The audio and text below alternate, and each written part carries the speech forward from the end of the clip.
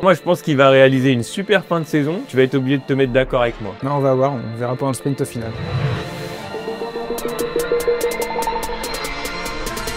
Bonjour à toutes et à tous, bienvenue dans le 4e épisode du Crackitomètre, l'émission qui décrypte tous les cracks de la Ligue 1 McDonald's. Vous en avez désormais l'habitude, on va revenir sur les performances de 3 jeunes cracks de Ligue 1 McDonald's. Lors du dernier épisode, on vous avait une nouvelle fois sollicité à travers un sondage YouTube et le néo-international français Désiré Doué a largement été plébiscité devant Mika Biret et Mathis Sabline. Dans ce numéro, on va se pencher sur les 3 derniers des 12 joueurs de notre sélection, à savoir Ryan Cherki, Lucas Tassin et Elias Benseghir. Crackitomètre épisode 4, c'est parti!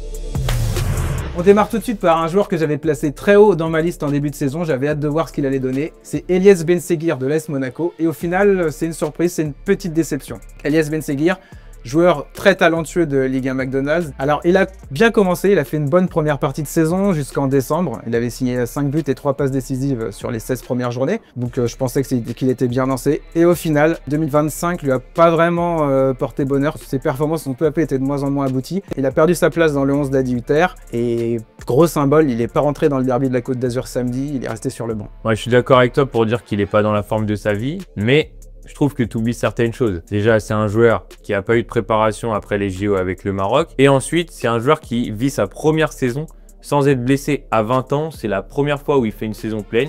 Il ne faut pas l'oublier. Je pense que tu fais partie de ceux qu'Adi Hutter vise quand il a récemment dit les attentes sont parfois trop grandes autour de Benseghir. Oui, je suis d'accord, j'en attends plus. Moi, j'en attends plus parce qu'il a montré des choses par le passé. C'est vrai qu'il s'est beaucoup blessé l'année dernière, donc du coup, cette saison, on l'attendait vraiment. Son talent le dessert, j'ai envie de dire, en ce moment, parce que quand il est bien et en confiance, il fait des choses incroyables. Il met des lucarnes, des dribbles, enfin, tout le monde sent qu'il a quelque chose de fort. Là, c'est l'inverse, en fait. Il tente des choses trop compliquées pour moi en ce moment. Il y a beaucoup de touches de balle, il joue moins juste, il perd des ballons, il ralentit le jeu par moment au lieu de jouer en première intention. Tu sens qu'il veut peut-être en faire trop, comme par exemple des joueurs comme le même profil que Cherki, quand il était moins bien, on sentait qu'il forçait un peu et il y arrivait moins bien. Et je trouve que tu restes trop sur ses derniers matchs. Est-ce que tu sais combien de matchs auxquels il a participé cette saison? Beaucoup, mais... 39, c'est le joueur avec le plus d'apparitions à Monaco. Franchement, c'est incroyable pour lui, sachant qu'il a... il faut beaucoup, alors ouais, mais il faut pas beaucoup parce que... Ouais, 39 matchs. Oui, mais on parle de stats. Il a 20 ans, 39 matchs, c'est exceptionnel. Combien de joueurs ont joué 39 matchs sur une saison à 20 ans? Oui, mais sa première partie de saison...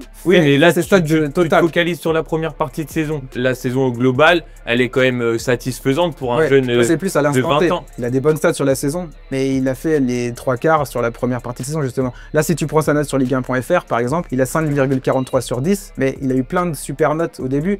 Là, tu prends ses 4 derniers matchs, il a 4,5 sur 10 à peu près. C'est bien, il n'a pas rentré sur le dernier match. Aujourd'hui, c'est quand même une belle saison puisqu'il est à 9 buts, toutes compétitions confondues. Il est à 6 buts et 3 passes décisives en Ligue 1. Donc moi, je suis complètement satisfait de sa saison, même si là, il est moins en confiance. J'ai hâte qu'il rebondisse, qu'il retrouve son meilleur niveau, peut-être dans le sprint final, mais pour moi, il peut faire bien mieux. Moi, je pense qu'il va réaliser une super fin de saison et tu vas être obligé de te mettre d'accord avec moi. Non, on va voir, on verra pendant le sprint final. On passe à un joueur qui rayonne dernièrement, Lucas Tassin. Alors, c'est la recrue la plus chère de l'histoire des Verts. Ces premiers mois, ça a été difficile. Mais là, je dois dire que sur les derniers matchs, il est vraiment bien mieux. Là, il est quand même à 9 buts. Si on prend le doublé bien sûr, contre Montpellier. Et dont 8 sous les ordres d'Orneland depuis qu'il est arrivé. C'est un joueur qui est vraiment métamorphosé depuis l'arrivée de l'entraîneur norvégien. C'est vrai que l'arrivée de Erik Orneland lui a fait beaucoup de bien. Le bloc joue beaucoup plus haut que Soudaloglio, donc mécaniquement ça l'a rapproché de la surface et du but adverse. Il a aussi profité de la longue suspension de Sissoko en début d'année. Du coup, il s'est installé à la place de numéro 9. Il a pris la place de numéro 9 et il a eu la confiance de son entraîneur. Et aussi un autre point qui est important pour moi, et d'ailleurs Orneland en a parlé la semaine dernière, c'est l'arrivée d'Erwin Cardona. Il y a une bonne entente entre les deux et là aussi, je trouvais qu'avant, Tassin dézonnait et il décrochait pas mal. Et là, il se rapproche du but. Tu sens qu'il est plus vers le but. Il profite des appels de Cardona. Il peut passer derrière les défenseurs et tu vois qu'il a beaucoup de qualité. Après, moi, là où je suis encore mitigé sur son cas, c'est que je trouve que parfois, déjà, ses buts ne rapportent pas forcément beaucoup de points à son équipe parce qu'il marque contre Toulouse, Saint-Éper, il marque contre Paris, Saint-Éper, il marque contre Marseille, Saint-Éper. Ok, il a marqué face à Reims et ses 2 buts face à Montpellier, mais sinon, il n'a pas beaucoup rapporté de points à son équipe. Mais en plus, je trouve dans une équipe qui joue le maintien, au-delà de marquer des buts, il faut un peu que l'attaquant, il sache quand son équipe elle est dans des temps faibles, un peu conserver le ballon, être fort dans les duels. Et en fait, ça, c'est des capacités que je trouve qu'il n'a pas encore.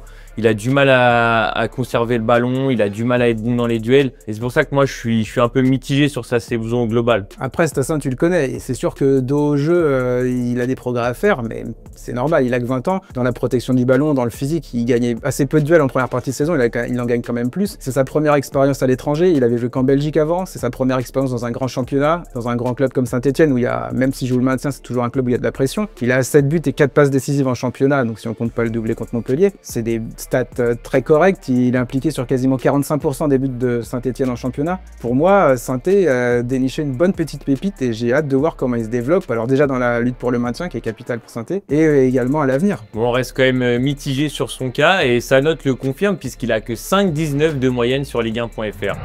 On ne pouvait pas faire de Craquitomètre sans parler de lui. Je veux bien sûr parler du petit prince de l'OL, Ryan Cherki. Bon, je vais pas le présenter parce que tout le monde le connaît, qu'il y a une grosse hype autour de lui depuis qu'il a signé pro à 15 ans à l'OL. Je me suis longtemps fait vanner à la rédac parce que j'étais un peu le premier à dire « Ah, c'est un futur crack, vous allez voir, il va tout péter ». Et bon, il a mis un peu plus de temps. Que t'es descendu du train. Ouais, bah, pas tout à fait, mais bon, il a mis un peu de temps à éclore, donc bon, je me suis posé des questions. Mais là, je suis très content de voir le niveau qu'il affiche depuis le début de la saison, qu'il est ambidextre, il a une vista incroyable, une vision du jeu. Et il est capable de réaliser des gestes que peu de joueurs peuvent faire. Non, mais comme tu le dis maintenant, quand tu tapes Cherki sur internet, c'est plus des jongles à l'échauffement. Ça y est, c'est enfin des gestes décisifs. On le voit mettre des buts, on le voit faire des passes décisives. C'est enfin un joueur qui a explosé. Voilà. Maintenant, en plus, tout se confirme avec les stats. Là, il a 8 buts, 18 passes décisives. Hein, c'est l'un des meilleurs passeurs de notre championnat. C'est l'un des meilleurs passeurs en Europe. Ça y est, aujourd'hui, maintenant, derrière Yamal ou Florian Wirtz, c'est Cherki dont on parle. Mais mieux que ça, il est carrément le deuxième meilleur passeur dans les 5 grands championnats européens, toutes compétitions confondues. Il n'y a que Mo Salah qui fait mieux que lui. Il a égalité avec Rafinha. Et il est devant des joueurs comme Lamine Yamal ou encore Florian Wirtz. Donc là, il est vraiment au niveau de top joueur, là où on pouvait penser plus jeune qu'il allait être. Je vois pas l'OL accrocher la Ligue des Champions sans un Ryan Cherki à très haut niveau. Aujourd'hui, il n'y a plus que les supporters de l'OL qui sont convaincus. Maintenant, il y a aussi les coachs. Là, le sélectionneur des espoirs, Gérald Batic, il l'a doublé lors du rassemblement. Il a dit que voilà, maintenant, c'était pas seulement sa créativité. Il se replaçait, il faisait les efforts, il jouait simple. C'est un joueur, il est transformé. Il a enfin eu le déclic qu'on attend depuis très longtemps. Tout ce qu'on vient de dire se confirme aussi dans sa note, puisque maintenant, il a une moyenne de 6,38 sur Ligue1.fr. C'est exceptionnel. Maintenant, il y a une dernière question qui se pose. Quand est-ce qu'il va être sélectionné en équipe de France? Bah, c'est vrai que son grand défi maintenant, ça va être d'accrocher la liste pour la Coupe du Monde 2026. C'est la fin de ce 4e épisode du Craquitomètre. Merci à toutes et à tous de nous avoir suivis. Comme d'habitude, on attend vos nombreux avis en commentaire et on se retrouve pour un prochain numéro très vite du Craquitomètre.